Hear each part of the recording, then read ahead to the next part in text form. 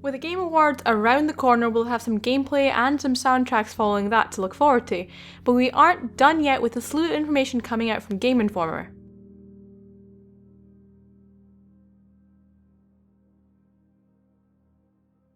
Hi, Streamer from MEOdyssey, and today I'm going to update you on what else is being revealed by Gameinformer, as well as looking into some updates from Twitter. And we're going to be making this up till 28th of November 2016, because I'm recording it pretty much on that day, and we will have an update probably following that regarding whatever else is released for the end of November from Gameinformer.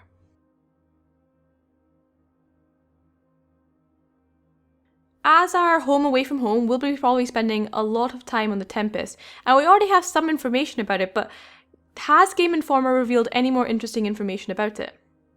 Well, already shared in the cover story, but reiterated in this article, going around the Tempest will be seamless, no more loading walls or screens, so no more CSC checkpoints.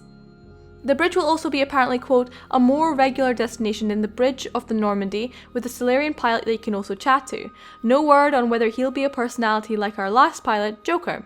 They also shared, quote, the gallery with Gameinformer described as, quote, atrium-like, with a more open feel than the mess of the Normandy, with windows and stairs leading to a seating area.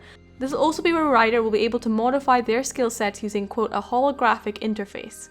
You can also visit your Nomad in the Tempest garage, and they also made note that the visual customizations to your Nomad will be visible when you look down on it. The Pathfinder's quarters will also apparently feel more personal, and you'll be able to customize it slightly with souvenirs you pick up as you go. However, you won't be able to fly the Tempest, as the team felt it was putting too much in one game. However, they did have talks about it and even had prototypes testing it out. And as we hoped, the crew and companions won't be stationary. They will have places that they prefer, but will tend to move about.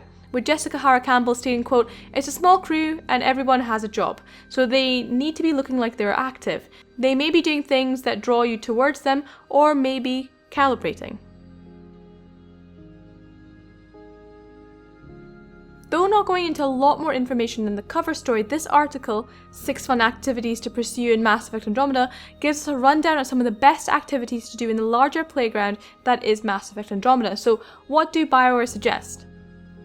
Well, loyalty missions are returning in Mass Effect Andromeda, but are more free than they ever were in previous games. For example, they are completely optional, but help you understand and develop relationships with your companion.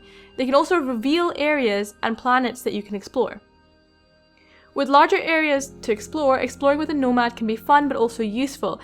For example, they do state that certain areas will be hazardous and may need the Nomad to traverse it. And we did also discuss other activities like drop zones, enemy bases, and super bosses and scanning in the video that we did on Gameinformer already.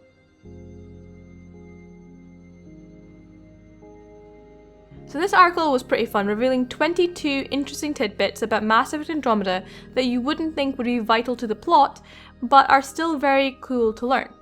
So what do we think were the gems from this article? Well, Liam, our companion, will have a British accent, which we have to admit, we kind of guessed with his name, and let's just say we're very hyped for the potential of having a Brit being represented in the game as a companion, though we still have a lot of love for London-born Anderson and Samantha Traynor. Quote, enemies of the same class have different abilities based on their race. This is very interesting. The idea that different races may present with different abilities, and with the Andromeda Galaxy, who knows what races we'll meet. It says that not all the races may make it to this game, but they may not be excluded from future titles, and those that do not show up will have a good, valid story reason for why they've not shown up. You can earn experience points that you can use to update your skills, as well as other things including your jetpack and even the Nomad. Before Scott or Sarah Ryder take on the role of the Pathfinder, they are called, quote, a recon specialist. Quote, as you leave the Ark for the first time, your dad wants you to rub a good luck rock on the way out. There is so much awesome and so many questions in this. Seems like Dad is a little superstitious, but also shows that Alec Ryder is probably around for when you leave the Ark for the first time. It stated that around 20,000 humans are aboard the Hyperion when Ryder wakes up at the start of the game, which correlates to something that was stated in Gameinformer's podcast when they stated that around 100,000 would be heading to Andromeda. Mass Effect Andromeda will also have a slightly more humorous tone to it and won't be as heavy as Mass Effect 3, mainly citing that the team are younger and earlier in their careers. And lastly, once the game finishes, you can explore the open game world. Multiplayer is back in Mass Effect Andromeda and it's shaping up to be more polished and refined from what we saw in Mass Effect 3. So what will Mass Effect Andromeda look to change to shake up the multiplayer mode? Well, it's all about movement. As dynamic as multiplayer in Mass Effect 3 was, there was always a tendency to take cover and take on enemies. Certain AI will now force the team to keep moving, while others will allow the team to act more defensively, meaning the gameplay should feel more strategic. Abilities will now have individual cooldowns rather than collective timers like in Mass Effect 3, meaning you'll be able to use abilities more freely and more creatively. The jetpack is now introduced to multiplayer as well as single player, creating a new level to the gameplay, as well as being able to traverse obstacles and climb levels faster than using ladders.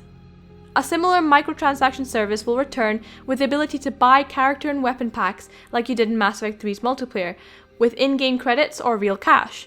There will also be a way to buy individual loot from a vendor. Mass Effect Andromeda's multiplayer will also fall somewhere between Dragon Age's completely removed multiplayer from single player and Mass Effect 3's multiplayer that was so critical to the endgame. So how will it do this? Well, firstly, it'll be easier to get into the multiplayer function through the single player rather than jumping back to the main menu. The rewards you gain in multiplayer will also have some benefit in single player. And lastly, side missions may lead to multiplayer co-op play, as explained by the devs. Quote, you will have possibility to send teams to complete kinds of side missions, or to do it yourself in multiplayer. And as always, Twitter has always been a wealth of information, with devs and even the voice cast now giving us information into Mass Effect Andromeda. So what's Twitter got to say about Mass Effect Andromeda? Well, firstly, regarding our two companions that we saw in the PS4 gameplay footage and the N7 Day 2016 trailer. We already know that the male human companion is most likely Liam, but the female in the Pathfinder gear, well, speculation has always been ongoing, but Tom Taylorson, the voice of Scott Ryder, has stated that she's Cora, and if you remember in the original Reddit leak, we read about Cora, the blonde petite human companion. Tom has also similarly done the same with the confirmation that there will be a Krogan named Drac that will exist as your companion.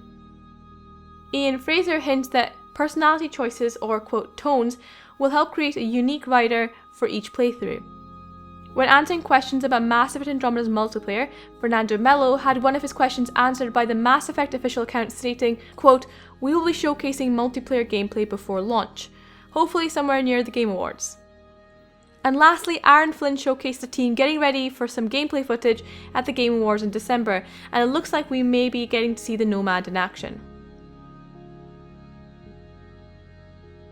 So that's a slew of information that's come from Gameinformer and from the crew via Twitter, all in preparation for the Game Awards on the 1st of December, where we'll get to see some fresh new gameplay.